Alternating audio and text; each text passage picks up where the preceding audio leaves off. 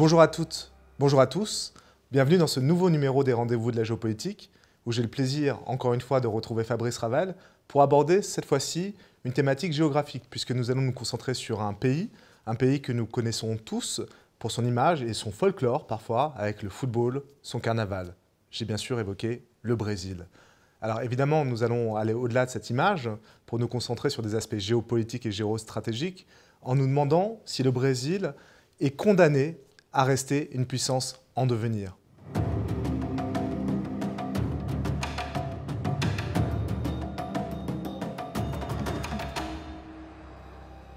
Bonjour Fabrice. Bonjour Olivier.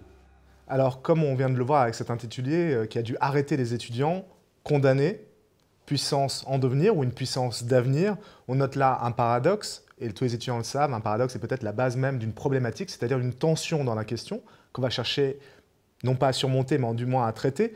Et d'abord, la première chose à faire, on le sait dans tout travail d'étudiant, c'est la base de la base, c'est travailler sur les termes. Absolument. Condamné, puissance d'avenir. Alors c'est vrai que les deux termes sont paradoxaux, ils sont même pratiquement antinomiques. On ne va pas cacher à nos étudiants le fait on s'est inspiré d'une citation qui est prêtée au général de Gaulle pour mettre en place notre thématique. Et la phrase qui est prêtée au général de Gaulle, c'est « Le Brésil est un pays d'avenir et le restera ».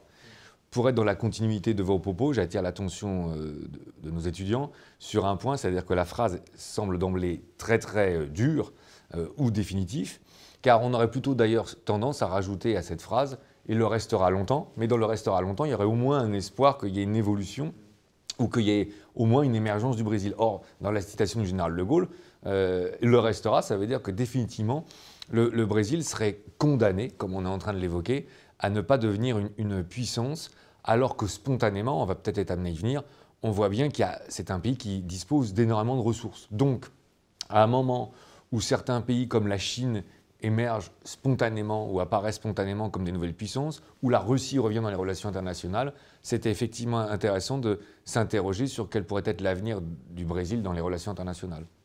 D'autant que la situation actuelle au Brésil, en tout cas la situation interne, est assez troublée. Il y a des élections présidentielles en octobre. Un ancien président brésilien, Lula, est actuellement en prison et était le favori dans les sondages. Donc on est dans cette situation-là, avec des yeux qui ont été rivés longtemps sur le Brésil comme grande puissance en devenir encore une fois. Et il y avait tout pour qu'elle s'affirme comme parmi les premières puissances mondiales. Plusieurs atouts majeurs, pardon. Donc d'abord des atouts naturels, comme la géographie, ou encore le poids de l'agriculture. C'est une grande puissance agricole, le Brésil. Et enfin, si on regarde plus largement, l'économie, et notamment en Amérique latine. Oui, alors ce que vous êtes en train d'évoquer me paraît très important au préalable quand on cherche à étudier le Brésil en géopolitique, parce que c'est vrai que spontanément, on est interpellé par l'importance des atouts de ce pays et surtout leur diversité, ce qui devrait spontanément d'ailleurs, ce qui aurait dû l'amener spontanément à être une grande puissance bien avant même l'époque actuelle. Ce qui est intéressant, pour reprendre un petit peu la déclinaison telle que vous êtes en train de l'ébaucher, c'est d'abord les considérations d'ordre géographique.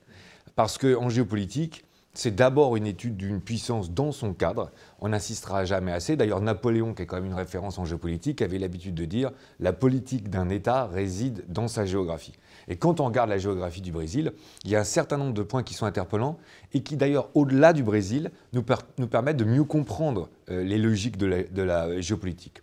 D'abord, il y a l'étendue et la superficie du pays, environ 8,5 millions de kilomètres carrés. C'est pratiquement un État-continent qu'il positionne à la 5e place dans le monde en termes de superficie. Donc on voit bien là spontanément l'emprise que devrait avoir le Brésil sur son environnement. Ce qui est plus intéressant, Olivier, si vous me permettez, et là ça montre aussi un petit peu aux étudiants le fait qu'on doit travailler les statistiques ou les données, c'est que ce chiffre, il est global, mais c'est moins intéressant que de dire que le Brésil représente à lui tout seul environ 47,5% de la totalité de l'Amérique du Sud. Quand on sait qu'il y a à peu près 12 pays, ça veut dire que voilà un pays qui à lui tout seul pratiquement fait la moitié de l'Amérique du Sud et ça renforce notre impression spontanément de l'influence que devrait avoir ce pays dans son cadre.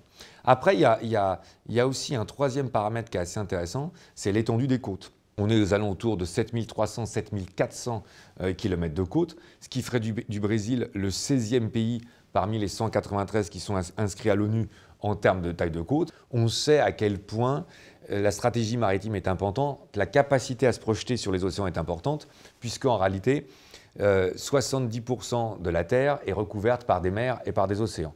Et puis, il y a un dernier point, Olivier, si vous me permettez, et ça c'est aussi intéressant, c'est une considération sur les frontières ou les capacités du Brésil à être voisin limitrophe de l'ensemble des pays d'Amérique du Sud. Et on se rend compte qu'en réalité, il a des frontières communes avec 10 États sur 12 au sein de l'Amérique du Sud. Donc ça veut dire qu'il a une capacité d'interaction, d'influence qui est éminemment importante.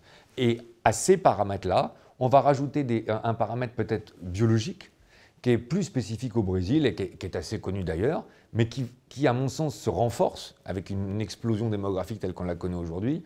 D'abord, le Brésil, c'est le cœur de l'Amazonie et du fleuve Amazone. Et en fait, ce qui est assez étonnant quand on regarde les chiffres de presse, c'est que c'est pratiquement 1/5 des réserves en eau douce dans le monde. Donc quand on voit l'importance qu'a l'eau douce, c'est fondamental. Afin de ne pas être trop long, mais pour répondre dans la continuité à votre question, on pourra faire remarquer dans un deuxième temps que le Brésil est aussi une immense puissance agricole. Et l'agriculture, a fortiori sur l'aspect démographique qu'on vient de souligner, est assez importante. Alors je ne vais pas dresser une liste exhaustive parce que ce serait fastidieux, mais il y a quand même 2 ou 3 statistiques qui permettent de bien positionner le Brésil à cet endroit. Par exemple, le Brésil est le 2e producteur de soja au monde. Le Brésil, c'est 50% des exportations de jus d'orange à lui tout seul dans le monde.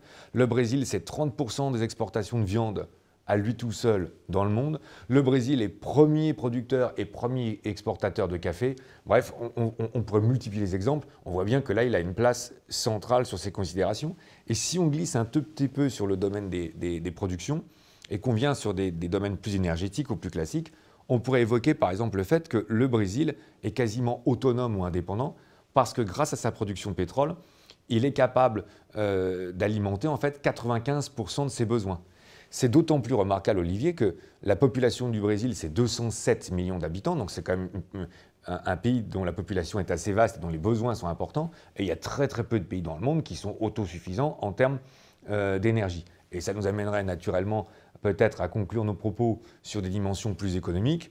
Alors là, il faut savoir que le FMI a fait des projections sur 2018 avec globalement un PIB qui serait de 2200 milliards de dollars, soit un accroissement de 6% par rapport à 2017. C'est important à rappeler parce que en fait, cette position de 8e puissance mondiale en termes d'économie, ce n'est pas une situation qui est nouvelle, c'est une situation qui existe depuis plusieurs années. Et donc, ça montre que le Brésil est capable de rester à cette position de 8e puissance du monde au niveau économique et que loin d'être purement factuel, en réalité, c'est un résultat qui est pérennisé dans le temps. Et puis, on a un domaine qui est un peu plus militaire. Là, il y a une étude qui est assez intéressante, qui a été faite par la Fondation de la recherche stratégique en France. C'est un centre de réflexion en France, justement sur la production d'armement et qui faisait remarquer que le titre, c'était « Production d'armement, le Brésil en quête d'autonomie ». Je conseille nos étudiants, c'est remarquablement bien fait. Ça a été fait en juin 2015. C'est un ouvrage collégial et les 3 universitaires, c'est des chercheurs réputés, font la remarque que non seulement le Brésil est producteur d'armement, et c'est très important, car il est donc moins tributaire des autres pour s'armer, mais en plus, il est en phase d'acquisition de technologies très élaborées. Et on finira nos propos en faisant remarquer que le Brésil possède la 2e armée sur la totalité du continent américain, bien sûr derrière les États-Unis d'Amérique. On voit bien à l'énoncé de l'ensemble de ses atouts, et cette liste est loin d'être exhaustive, qu'en réalité, le Brésil a intrinsèquement une puissance géopolitique incroyable. Ben oui, puisqu'on le sait, il y a un lien entre cette question de l'autonomie, là qu'on voit agricole, économique et militaire, et bien sûr la puissance géopolitique. Et là, il y a un effet de surprise important, c'est que le Brésil a tout pour être un acteur géopolitique important, notamment en Amérique latine, et on voit pourtant qu'il est dans une relative discrétion sur la scène internationale, contrairement à des acteurs qu'on croit souvent, comme la Chine, voire même l'Iran, dans cette redistribution des cartes géopolitiques. Pourquoi ? Il y a plusieurs explications à ça, et si vous me permettez, j'anticipe peut-être une question où je raccroche votre question à une logique, car souvent les étudiants ou les médias ou les observateurs évoquent le Brésil à travers les BRICS. Et cette notion est assez intéressante parce qu'on dit le Brésil est quand même en train d'émerger puisque finalement on le prend en considération dans cette organisation internationale. Mais alors là, il y a plusieurs choses qui seraient, à mon avis, remarquables Et je trouve que c'est bien de faire l'exercice ensemble parce que ça permet de montrer aux étudiants qu'il faut être dans l'autonomie par rapport à des références et qu'on a le droit d'être un peu dans l'estimation des références et de les remettre en cause. Parce que ce qui est intéressant avec le phénomène de BRICS, d'abord, c'est que, alors je rappelle, le Brésil, la Russie, l'Inde, la Chine, d'abord, et puis 5 ou 6 ans après, l'Afrique du Sud. Mais la première réflexion qui consiste à être menée sur cet aspect, c'est mais quel est le rapport entre ces pays, en fait? Qu'ont-ils en commun en termes de civilisation, d'histoire, de système politique? La plupart d'entre eux sont d'ailleurs situés sur des continents qui sont différents. Et ce qui surprendrait beaucoup nos étudiants, c'est qu'en réalité, ce concept a été inventé par un Britannique, c'est-à-dire par un Européen, en 2001. Et ça, c'est très intéressant dans le cadre de séances qu'on a fait au préalable, parce que donc c'était la fameuse époque où on pensait que la géopolitique serait en recul, où il y aurait un primat de l'économie, et où en réalité, il n'y aurait plus vraiment de logique géopolitique. Donc, ce qui est assez intéressant, c'est qu'en fait, c'est un occidental et un économiste qui a inventé ce concept, et que d'ailleurs les chefs d'État des BRICS concernés n'ont commencé véritablement à se rencontrer qu'une fois que le concept avait été construit. J'aimerais rajouter qu'en plus, ce concept est assez incroyable, parce qu'ayant été inventé par les Occidentaux qui étaient en panne de grille de lecture en géopolitique, comme vous l'avez souligné, finalement, il n'y avait plus de division Est-Ouest. Alors, toutes ces puissances qu'on qualifie un peu d'émergentes, encore faudrait-il d'ailleurs nuancer ça sur la Russie, on les mettait un petit peu dans une sorte de même classement, histoire de pouvoir les classer. Donc on dit, tiens, il y a les BRICS. C'est vraiment évidemment pas satisfaisant. En gros, d'ailleurs, c'était tous les autres que nous, ce qui donnait une dimension un peu péjorative.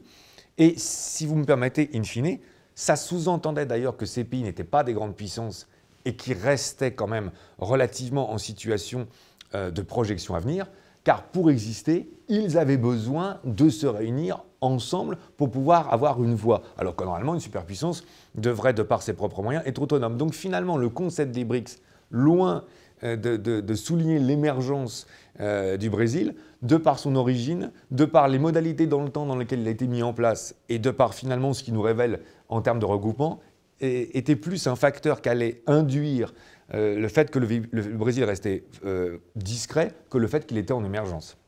Oui, et puis on voit que l'insistance était surtout sur des critères économiques et tous les critères historiques, politiques, etc. étaient passés sous silence. Absolument. Donc Fabrice, pour synthétiser ce que l'on vient de dire, on a un pays qui a des atouts majeurs, considérables, qui est relativement discret sur la scène internationale. Peut-être y a-t-il en réalité des zones de blocage, des freins que nous n'avons pas encore énumérés. Oui, absolument. Et ça, c'est passionnant parce que justement, il faut réappréhender l'histoire spécifique du Brésil, la situation spécifique du Brésil d'une part. Et ensuite, il y a un autre exercice qui est intéressant d'un point de vue géopolitique, c'est de se projeter sur des arcs de cercle ou sur des champs d'action qui seraient de taille différente. Il y aurait d'abord une première considération à faire, c'est sur un périmètre relativement immédiat, le Brésil dans son environnement en Amérique du Sud. Et puis après, il y aurait peut-être aussi un périmètre un peu plus lointain, parce que là, on va se rendre compte qu'un même paramètre peut à la fois être perçu soit comme un avantage, soit comme un inconvénient. Alors, c'est vrai que, pour revenir sur l'idée initiale, on est quand même frappé quand on voit la taille du Brésil spontanément sur une carte, et qui d'ailleurs, spontanément, nous dit, bon, ce pays va forcément avoir une importance. On est frappé, encore une fois, par la relative discrétion. Là, je crois qu'il y a deux facteurs de blocage immédiat qui empêchent le Brésil d'avoir spontanément un leadership. Je crois qu'il faut, c'est d'autant plus paradoxal, si vous me permettez, que quand toute la région globalement a acquis son indépendance au XIXe siècle, et que Simon Bolivar a été la figure emblématique, qui est quand même très très célèbre, Simon Bolivar avait bien compris que pour éviter que l'Amérique du Sud soit recolonisée à nouveau, et pour faire en sorte que ces nouveaux pays d'Amérique du Sud puissent exister et avoir une voix dans le monde, il avait conçu l'idée qu'il y ait les États-Unis d'Amérique du Sud. Ce n'est pas si connu que ça, mais c'était assez intéressant car je rappelle que Simon Bolivar avait quand même très très peur de la puissance nord-américaine telle qu'elle commençait à se développer. Et en fait, quand on regarde la carte d'Amérique du Sud et qu'on rappelle les logiques qu'on a évoquées précédemment, à savoir que le Brésil fait 47% de la totalité du territoire et qu'il est limitrophe avec 10 autres pays, spontanément, on voit bien que le pays qui aurait à jouer un rôle majeur dans la construction des États-Unis d'Amérique du Sud, c'est le Brésil. Or, ça n'a pas été possible parce qu'en fait, il y a un paramètre qui relève de la civilisation et qui est assez intéressant, qui, une fois qu'on va l'évoquer, va paraître évident, mais qui est toujours un petit peu minimisé quand on n'y fait pas spontanément attention, c'est la langue, Olivier. Car en fait, le Brésil a une spécificité quasi unique qui lui est propre. Le Brésil est de langue portugaise, or la totalité des autres pays d'Amérique du Sud sont de langue hispanique. Et ça peut paraître un peu surprenant, mais alors évidemment, il faudrait faire un peu de politique fiction, mais je pense que si le Brésil avait lui une langue espagnole ou si tous les autres pays d'Amérique du Sud auraient été de langue portugaise, le leadership du Brésil, tel qu'on peut s'y attendre spontanément de par son emprise géographique sur la région, aurait été plus spontané. Et je pense que là, il y a eu un facteur de blocage. Parce que forcément, il y a des histoires, il y a des références culturelles qui sont différentes. Il y a un autre facteur de blocage immédiat qui est relatif au Brésil, c'est quand même la totalité des difficultés économiques qui sont très nombreuses. J'aimerais en mettre deux en avant, si vous le voulez bien. Le Brésil s'enrichit. On évoquait tout à l'heure la croissance du produit intérieur brut aux alentours de 2200 milliards de dollars. Mais ce qui est intéressant, c'est que le Brésil s'enrichit, mais est-ce que les Brésiliens s'enrichissent? Et il y a une étude qui est assez intéressante en géopolitique. On considère toujours qu'un pays est en voie de stabilisation ou de progression quand sa classe moyenne s'étend. Or, ce qu'on remarque au Brésil, même s'il y a énormément de progrès qui ont été faits en l'occurrence, c'est que la répartition des richesses est encore très très inégalitaire, mais vraiment de façon presque caricaturale, et que le Brésil peine à développer une classe moyenne qui, bien sûr, lui permettrait d'avoir une assise plus importante et qui lui permettrait de se projeter sur l'extérieur. Aujourd'hui, le Brésil est encore très phagocyté par la nécessité que de résoudre un certain nombre de problèmes économiques internes. Et puis, il y a aussi une corruption endémique. On sait quand même bien, il y a d'ailleurs un certain nombre de logiques à travers lesquelles elle ressort. Il y a des malfaçons dans des bâtiments publics, dans des bâtiments prestigieux. On se rappelle les difficultés quand il a fallu construire les stades de la Coupe du Monde en 2014. Et donc, on voit bien quand même qu'à juste titre, les Brésiliens sont d'abord concentrés sur la nécessité que de faire évoluer tout ce qui relèverait globalement de l'économie. Ça, ce serait sur la logique plus immédiate. Ce qui me paraît plus intéressant, a fortiori dans le cadre de votre question, ce serait le deuxième cercle, comme j'ai envie de l'appeler, tel qu'on pourrait peut-être le voir sur la carte, et sur la projection du Brésil dans le monde. Et là, pour une fois, si vous m'autorisez, je vais faire appel à des références peut-être un peu décalées ou un peu plus ludiques, qui seraient deux jeux de stratégie, un très ancien qui a une quarantaine d'années sur carte, et un qui a connu 5 ou 6 opus à travers les jeux vidéo et qui est peut-être connu par nos étudiants. Le premier jeu de stratégie auquel je pense, qui était relativement basique, c'est le fameux jeu Risk, qui a fait la joie de décennies d'enfants, même si les modalités ont été relativement basiques, depuis 40 ans, et où d'ailleurs on pourrait remarquer que la philosophie n'est pas très aimable puisqu'il s'agit de conquérir le monde. Par contre, si on regardait une carte de risque spontanément, on voyait bien que la plupart des joueurs s'écartaient d'Amérique du Sud parce qu'elle apparaissait spontanément comme très isolée en fait. C'est une zone qui est très isolée du reste du monde. Il faut parcourir des milliers de kilomètres de mer pour pouvoir être en contact avec soit l'Afrique, soit l'Europe, soit l'Asie. Et donc finalement, le Brésil pâtirait aussi de cet isolement naturel en termes de géopolitique. Et ce serait une difficulté supplémentaire pour ce pays pour pouvoir s'affirmer. Mais à travers notre deuxième référence, qui serait plutôt civilisation, on pourrait se demander si ce qui apparaîtrait à court terme comme un inconvénient ne pourrait pas être un avantage. Et là, il va falloir que je développe peut-être l'idée un peu plus longuement. Civilisation est un jeu qui a été créé par un auteur qui s'appelle Sid Meier, un Américain. Et pour expliquer les choses de façon relativement simple, vous décidez dans l'Antiquité de choisir une civilisation que vous êtes censé mener jusqu'au XXIe siècle et qui est censée bien sûr quand même avoir une sorte de domination ou d'influence majeure dans le monde. Donc vous choisissez une civilisation, mais ce qui est assez intéressant, c'est qu'on se rend compte que si on veut vraiment gagner dans le jeu, il faut s'isoler du monde, mettre le curseur sur le développement technologique de la façon la plus intense possible, et en étant à l'écart du monde, on va finir par gagner une avance technologique qui permettra à long terme finalement d'être tellement fort et tellement en avance qu'ensuite on pourra s'imposer au monde spontanément. Et là où je voudrais que nos étudiants entendent bien ce qu'on se dise, c'est qu'on voit bien que ça, c'est un produit qui est forcément marqué par la culture nord-américaine. C'est-à-dire qu'en fait, il n'y a qu'un Américain qui pouvait penser à un monde où on arrive à se développer à l'abri pendant 150 ans à 200 ans. C'est l'histoire des États-Unis d'Amérique, qui sont coupés par l'océan Atlantique et l'océan Pacifique, et qui, une fois qu'ayant été à l'abri, ils ont réussi à développer leur société, leur système politique, et à gagner à l'abri de la paix, on va dire en hégémonie, alors ils peuvent s'imposer au monde. Et si on applique cette logique-là nord-américaine au Brésil, alors on se rend compte à travers le jeu civilisation, qu'on est à l'opus 6 je crois, que ce qui a été un défaut ou un souci pour le Brésil, ça peut être à long terme un avantage. Donc finalement, c'est vrai qu'il y a un certain nombre de contradictions ou de logiques qui ont gêné le Brésil, mais il faut faire attention parce que si on s'inscrit dans le long terme, il n'est pas certain que ça ne puisse pas finalement être un avantage parce que ça aura donné le temps au Brésil de se développer. Ce qui est intéressant aussi à travers votre question, c'est qu'il y a des élections présidentielles en octobre dans lesquelles tout l'exécutif brésilien va changer, le président, le gouvernement, et qu'on se rend bien compte que même si ça ne va pas être la question majeure, ça va forcément avoir une incidence sur les questions telles qu'on est en train de les évoquer. Oui, parce que dans la question qu'on vient d'évoquer, il y a des temps différents. Hein, et une élection présidentielle va concentrer ces temps-là, le temps court et le temps long, puisqu'il y a toujours une vision qui est derrière. Le problème de corruption, qui est un problème endémique et qui joue sur le court terme, les inégalités qui sont extrêmement creusées, c'est le court terme, mais qui hypothèque l'avenir. Et enfin, comme vous le dites, peut-être une stratégie de développement à plus long terme, avec notamment le développement des technologies, pour une économie qui est aujourd'hui très tournée vers l'agriculture, l'exportation de produits agricoles. Quelles sont les stratégies, quels sont les choix stratégiques qui, à votre avis, seraient opérants pour le Brésil demain ? Mais ce qui est assez intéressant, c'est qu'en fait, à travers votre question, on va peut-être parvenir à faire une synthèse et tout doucement à arriver à une conclusion. Parce qu'en fait, le gouvernement du Brésil, quel qu'il soit, va justement être amené à faire un choix par rapport à la question qu'on a soulevée précédemment. Vous avez doublement raison dans votre question parce qu'en plus, il y a le court terme et le long terme.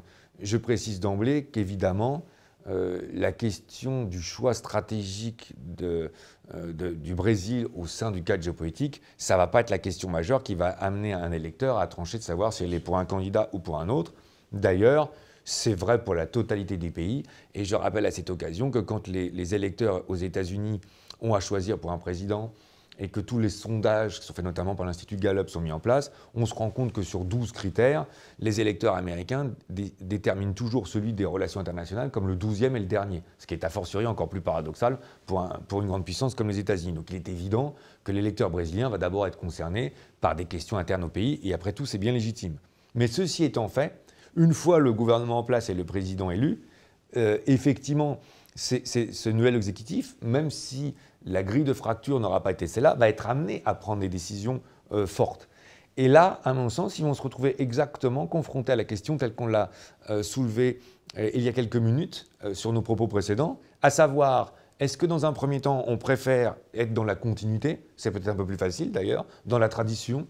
Est-ce qu'on préfère plutôt continuer d'être protégé par les maires, par le fait qu'on n'a véritablement pas de voisins?